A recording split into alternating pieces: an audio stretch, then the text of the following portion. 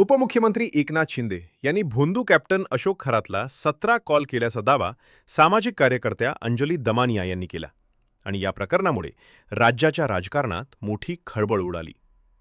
या प्रकरणावरून आता शिवसेना उद्धव ठाकरे गटाच्या नेत्या अयोध्या पाऊल पाटील यांनी गंभीर आरोप करत एकनाथ शिंदेंना सावध राहण्याचा इशारा दिलाय. अयोध्या पाटील यांचं म्हणणं आहे की अंजली दमानिया यांच्या माध्यमातून एकनाथ शिंदे यांना राजकीयदृष्ट्या संपवण्याचा प्रयत्न केला जात आहे.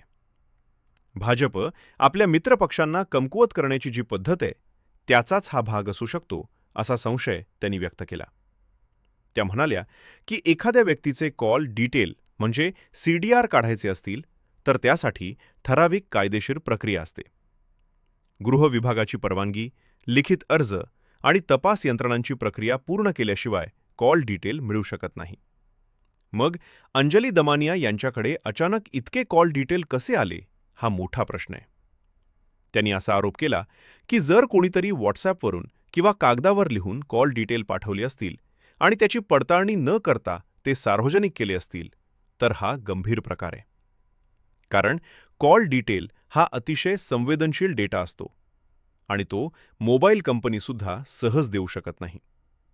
अयोध्या पाटील यांनी सरकारकडे मागणी केली की सर्वप्रथम अंजली दमानिया यांची चौकशी व्हावी. त्यांना हा डेटा कोणी दिला, तो सोर्स कोण आहे आणि त्या सोर्सच्या मागे कोण आहे याची तपास यंत्रणांनी चौकशी करावी. जर डेटा खरा असेल तर मग ज्यांच्या ज्यांच्या नावावर कॉल गेले आहेत त्या सर्वांची चौकशी व्हावी. मग ते एकनाथ शिंदे असोत, रुपाली चाकणकर असोत किंवा इतर कोणीही असो. त्या म्हणाल्या की या प्रकरणात फक्त 2 ते 3 नेत्यांची नावं पुढे आणली जात आहेत. बाकी ज्या लोकांचे कॉल असतील त्यांची नावं का सांगितली जात नाहीत? त्यामुळे या सगळ्या प्रकरणामागे राजकीय हेतू असू शकतो असा संशय निर्माण होतो. अयोध्या पाटील यांनी असंही म्हटलं की सध्या मुख्य मुद्दा हा महिलांवर अत्याचार आणि पीडितांना न्याय देण्याचा आहे. पण तो मुद्दा बाजूला ठेवून राजकीय कॉल रेकॉर्ड, आर्थिक व्यवहार आणि इतर गोष्टींकडे विषय वळवला जात आहे. सर्वात आधी पीडित महिलांना न्याय मिळाला पाहिजे, आरोपींवर कठोर कारवाई झाली पाहिजे आणि त्यानंतरच इतर राजकीय गोष्टींची चौकशी झाली पाहिजे. तसंच त्यांनी असंही म्हटलं की एकनाथ शिंदे यांना राजकीयदृष्ट्या कमकुवत करण्याचा किंवा त्यांचा गेम करण्याचा प्रयत्न सुरू आहे असं त्यांना वाटतं. कारण काही दिवसांपासून राजकीय घडामोडी ज्या पद्धतीने घडत आहेत त्यामध्ये शिंदे गटाला टार्गेट केलं जात असल्याचं दिसत आहे. त्यामुळे त्यांनी एकनाथ शिंदे यांना सावध राहण्याचा इशारा देत सांगितलं की राजकारणात मित्र आणि शत्रू कधी बदलतात सांगता येत नाही. त्यामुळे पुढील काळात राजकीय डावपेच अधिक वाढतील आणि 2029च्या राजकारणाची तयारी आत्तापासून सुरू झाली आहे असं दिसत आहे. शेवटी त्यांनी स्पष्ट सांगितलं की या संपूर्ण प्रकरणाची निष्पक्ष चौकशी झाली पाहिजे. ज्यांनी चुकीचं केलं आहे त्यांच्यावर कारवाई झाली पाहिजे, मग तो कोणत्याही पक्षाचा असो. जय महाराष्ट्र. भगवान श्रीकृष्णाला कंस मामा आणि शकुनी मामा दुष्टच लाभले तरी पण भगवान श्रीकृष्णाचं आपल्या मामावरती प्रेम काही कमी नव्हतं. आम्ही सुद्धा भगवान श्रीकृष्णाच्या कृष्णनीतीवरती चालणारी, म्हणून माझा एकूमामा किती दुष्ट असला तरी माझ्या एकूमामावरचं प्रेम काही कमी होत नाही. असो, या व्हिडिओच्या मार्फत मला एकूमामाला एक आठवण करून द्यायची आहे की तुमच्याच सत्ताधारी पक्षाकडून शंभूराज देसाईंचं प्रकरण होतं, त्यानंतर तुम्ही दिल्लीला जाता, दिल्लीश्वराचे तुम्ही पाद्यपूजन करता तरी काही होत नाही. मग त्यानंतर भाजपची एक व्यक्ती म्हणते की आम्ही 2029ला स्वबळावरती लढणार आहोत. त्यानंतर मग तुमची कार्यकारिणी जाहीर होती. मग भाजपच्या लोकांना वाटतं अरे आपण ह्यांना इतकं काही म्हणजे ह्यांच्या मंत्र्यांना मारलं तरी, आपण ह्यांना सत्तेच्या बाहेर ठेवलं तरी पण हे काम करतच राहतात.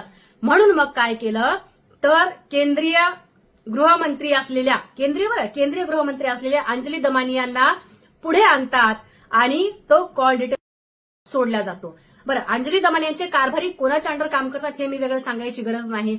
बरं, अंजली दमानिया ज्या पद्धतीची कॉल डिटेल पाठवली, कोणीतरी हाताने लिहितं आणि अंजली दमानिया त्याच्यावरती विश्वास ठेवतात. आम्ही तर अंजली दमानिया थोडंसं डोकं वगैरे आहे असं वाटत होतं, पण अंजली दमानिया इतकं बिंडोक कोणी मला असं वाटत नाही. असो, मला या व्हिडिओच्या मार्फत मला एकूमामाला सांगायचं आहे की तुमचं राजकीय करिअर संपवण्याचा जो काही तुमच्याच मित्रपक्षाचा, तुमच्या सत्ताधारी मित्रपक्षाचा जो घाट आहे तो तुम्ही बघा. कारण तर भाजपची आपल्या मित्रपक्षांना संपवण्याची जी काही नीती आहे ती काही नवी नाही. एकू मामा वेळीच सावध व्हा. बर, एकू मामा, तुमचं राजकीय करिअर खराब झाल्यावर सगळ्यात जास्त आनंद जो आहे तो आमच्यासारख्या कट्टर, कडवट आणि मातोश्रीची निष्ठा असलेल्या लोकांना आनंद होणार आहे. पण तुमचा राजकीय जो अंत आहे तो अशा पद्धतीचा व्हावा असं आम्हाला कधीच वाटत नाही. आम्हाला वाटतं तुम्ही लढून आणि आमच्यापासून तुम्ही हरून तुमचं राजकीय करिअर संपावं, अशा पद्धतीनं संपावं असं आम्हाला वाटत नाही. असो, या व्हिडिओच्या मार्फत मला अंजली दमानी याला एक प्रश्न विचारायचा आहे की ज्या सुज्ञ व्यक्तीने अंजली दमानी यांना ही कॉल डिटेल पाठवली त्याच व्यक्तीला अंजली दमानी आपण संतोष देशमुख प्रकरणातील जी सगळी लोक होती त्यांची कॉल डिटेल आपण मागून घ्यावी. जो काही कृष्णा आंधळे जो फरार आहे किंवा जो काही वाल्मिक कराड आहे किंवा अजून कोण त्याचे आका असतील यांचे कोणाकोणाला कॉल गेलेले आहेत, या प्रकरणाला कशा पद्धतीचं वेगळं वळण देण्याचा प्रयत्न केलेला आहे तो सुद्धा समोर येईल. तर माझी आपल्याला हात जोडून विनंती आहे अंजलीताई की त्या सुज्ञ व्यक्तीला म्हणा की आका आणि आकाचा आका आणि अजून जे कोणी असतील आणि कृष्णा आंधळे कुठे आहे, कृष्णा आंधळेचे पण कॉल डिटेल वगैरे जे आहे तर ते आम्हाला एकदा मागून द्या. स्वयंघोषित गुप्तचर यंत्रणेचे अध्यक्ष अंजली दमानिया, आपण आमची ही मागणी पूर्ण कराल त्या सुज्ञ व्यक्तीकडून अशी अपेक्षा आहे. तुर्तास इतकंच. जय महाराष्ट्र.